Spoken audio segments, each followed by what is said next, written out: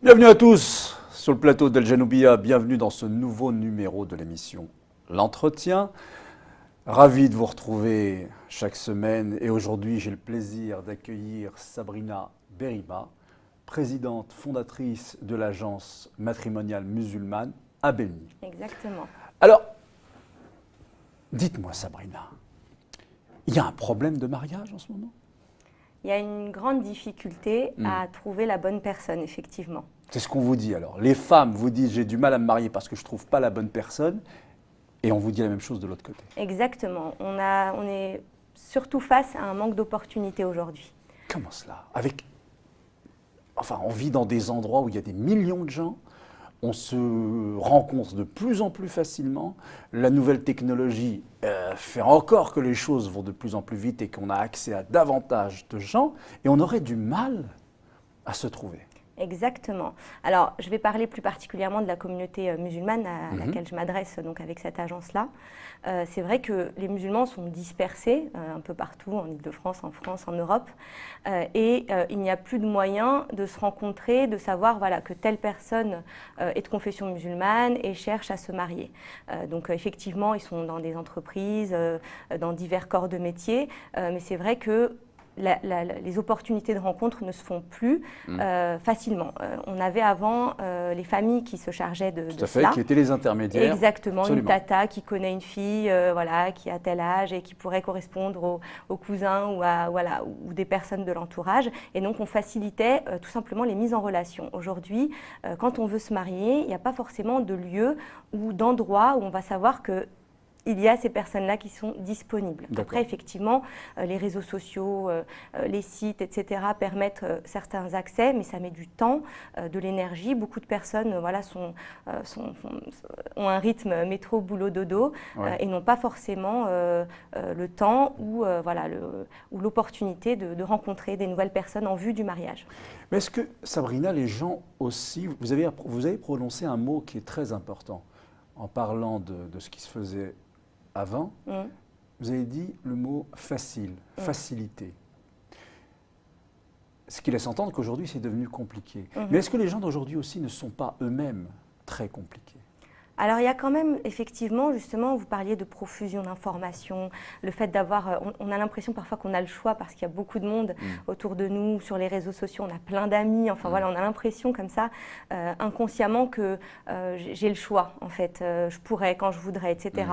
Et cette impression-là rend difficile aussi l'accès au mariage parce que parfois on est un peu, on va vite zapper, on ne va pas prendre le temps de faire connaissance, on ne va pas prendre le temps d'approfondir.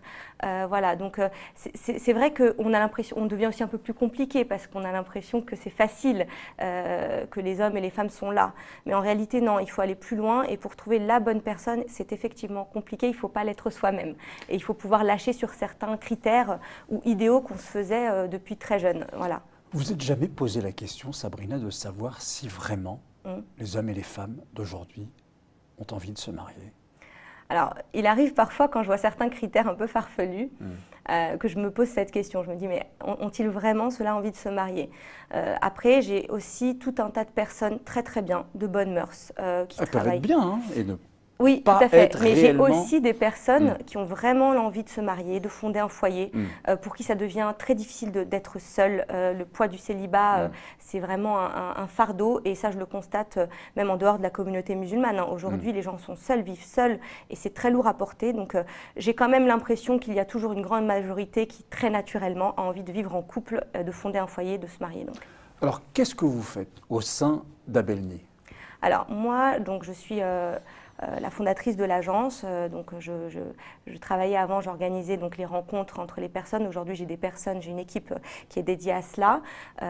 Donc Tout simplement, on permet à des musulmans célibataires de se rencontrer en vue du mariage. On les reçoit à l'agence, on fait des entretiens individuels pour que les gens puissent exprimer leurs envies, connaître un peu aussi ce qu'ils sont, ce qui les caractérise, connaître leur idée qu'ils se font de la vie de famille, de la vie de couple, voilà, connaître leur mode de vie, leur environnement socio-professionnel, socio-culturel dans lequel ils ont grandi, enfin tous ces éléments qui nous permettent de matcher, en tout cas de voir qui peut leur correspondre. Et ça, on le fait individuellement. individuellement. Ouais. Et donc, vous jouez le rôle de… D'entremetteuse, tout simplement. Vous iriez bien avec telle ou telle personne. Exactement. Et on propose des rendez-vous en vrai, en live, à l'agence. On peut parler d'argent. Combien ça coûte sur une année, par exemple? Alors franchement, il y a beaucoup de forfaits. Ouais. Tout simplement pour pouvoir accompagner au mieux les personnes. Il y a des gens qui ont plus ou moins besoin d'être coachés. Donc on a aussi des intervenants qui viennent coacher. J'accompagne moi-même certaines personnes qui ont besoin voilà, d'être accompagnées. Ouais. Après, il y a un premier forfait à 199 € qui comprend une inscription à l'agence avec une rencontre. Donc ça permet d'être inscrit et on cherche activement pour cette personne. Et quand il y a d'autres profils, c'est 49 € la rencontre. Ça, c'est le forfait basique, service rencontre. L'entrée, exactement. Après, il y a d'autres forfaits plus ou moins, voilà, en tout cas, qui permettent plus d'accompagnement et on l'explique à chaque personne. Pour 199 €, on entre chez Abelny et vous étudiez pour cette personne des profils afin de lui proposer une rencontre qui pourrait… Et puis 49 à chaque fois si elle veut. S'il y a besoin. Et en tout cas, tant qu'ils ne sont pas mariés, ils restent effectivement chez Abelny. D'accord, très bien. Est-ce que vous avez constaté, est-ce qu'il y a des blocages parfois qui vous ont quand même surpris et qui vous ont fait dire tout de même la communauté musulmane en France, puisque c'est là que vous évoluez, d'ailleurs on peut dire l'adresse.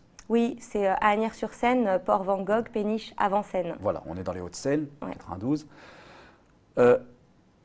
Qui vous ont fait dire que peut-être que la communauté musulmane vivant ici s'est largement intégrée aux mœurs, à la façon de vivre des autres, des non-musulmans, et que ça aussi, ça a contribué à rendre les unions plus difficile. Alors, il y a effectivement, je constate une certaine forme de schizophrénie. On est un peu voilà, entre deux mondes. Effectivement, il y a l'occidentalisation de la communauté musulmane qui est tout à fait naturelle puisqu'on vit dans ce pays. Bien sûr, et en même temps, il y a toujours, malgré ça, une forte envie de mariage. Donc, c'est assez paradoxal.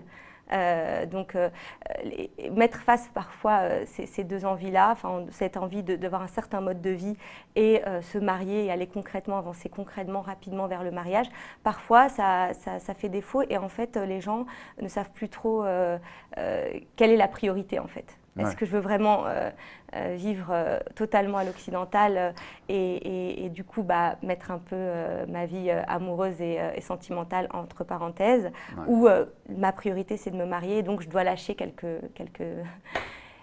on va dire, changer un peu mon mode de vie. Je crois entendre ce mot qui a envie de sortir. Ce sera ma dernière question. Oui, dites-moi. Est-ce que c'est pas, en fait, quand vous dites vie à l'occidental, est-ce que c'est pas une crainte justement de ces gens-là, hommes ou femmes, de renoncer à une certaine forme de liberté qu'ils avaient dans l'état de célibat? Alors effectivement, il y a une souffrance, vous l'avez très bien décrite, chez les gens qui, c'est vrai que c'est pesant, mais en même temps, arriver devant la concrétitude, pour faire un néologisme, tiens, je vais me marier, je renonce quand même à une certaine liberté que j'appréciais. Et j'ai peur, ça me fait peur aussi. Effectivement. Mais alors ça, je dirais que c'est que la communauté musulmane n'est pas la seule touchée. Bien sûr. Et justement, c'est un constat de notre époque, en fait. Voilà, les gens sont de plus en plus individualistes. Et rien que le fait d'avoir des enfants, on renonce un peu à sa liberté. Voilà, donc, j'ai des enfants, je ne pourrais plus être toute la journée sur mon smartphone. Exactement. Donc en réalité, ce n'est pas seulement l'histoire du mariage, c'est qu'on devient un peu individualiste, un peu égoïste, allez, osons le mot. Et c'est vrai que se marier ou se mettre en couple et puis fonder un foyer, c'est un peu un don de soi. Et forcément, il y a des choses qu'on va mettre de côté. C'est un fait. Après, là où je rassure les personnes, voilà, d'autres gens mariés pourront témoigner, il y a des choses qu'on ne fait plus ou qu'on fait moins, mais on accède à un bonheur incommensurable et il y a des choses qui sont, voilà, qui nous permettent un épanouissement. Donc, ce n'est pas une fatalité. Voilà. Mais effectivement, il y a cette peur aujourd'hui. Merci beaucoup, Sabrina. Merci à vous, Nader, de m'avoir invité. À bientôt pour un nouveau numéro de l'émission L'Entretien. sur Al Janoubia TV. Au revoir.